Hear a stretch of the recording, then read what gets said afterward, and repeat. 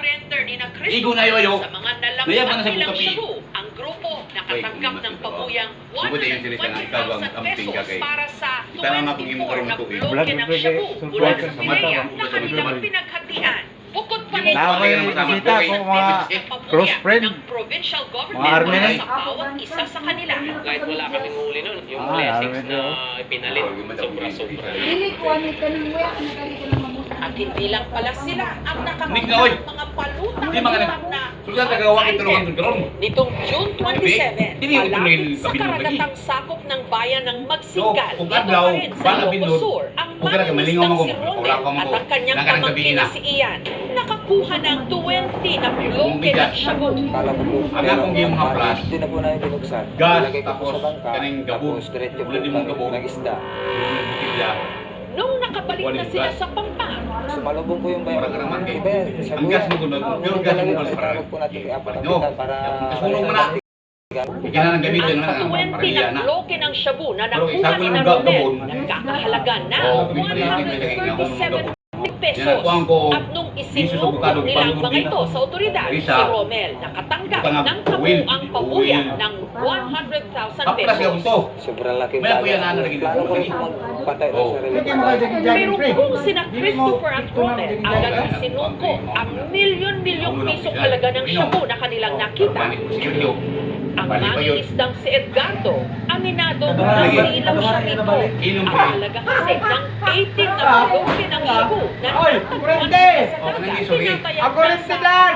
121 million pesos. Asa?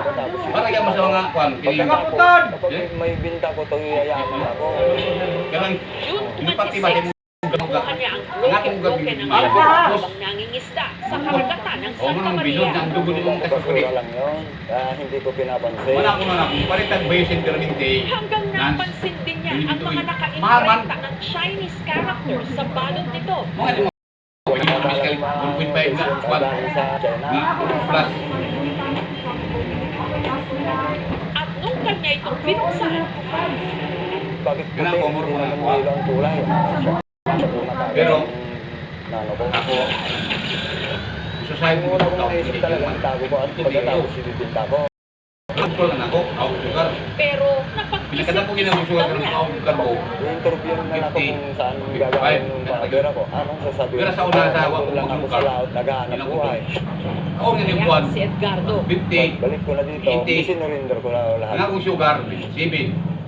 8. Solo niyang natanggap ang reward na 140,000 pesos. Mabitaw ko Relax na, na-surrender yan para wala na akong Kanya kinakatakutan. yung sugar. Ayon sa pinakahuling tala ng mga otoridad, may 14 na magkakahiwalay na insidente. May nakitang bloke ng shabu mula sa 7 bayan ng probinsya. Suma total, 91 na bloke na ng shabu ang nasa kanilang pangangalaga ngayon na ang halaga umaabot ng mahigit kalahating milyong piso. Dito lagi ang palit daw ka Ang ng system. tanong, saan nagmula ang mga ito? Baka lang galing China po. Ako mukha na ako, bro. Nakalagay ng pangalan. Sa parkusing Pero ikaw magkalma kung kamatog sa Pinoy. Nababahala kami kasi bakit nandito sa dagat natin. Wala yung funded. Pinoy.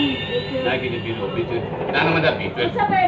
Samantala, ang Ilocos Sur Provincial Police Office, patuloy pa rin daw ang investigasyon. Ito isa na tinitignan natin. Balik ko sa una natin, taga mo. Tinapon doon Puro hindi mo sa po yun. mga System na po yun po. Na may vitamin C, vitamin vitamin D. O na!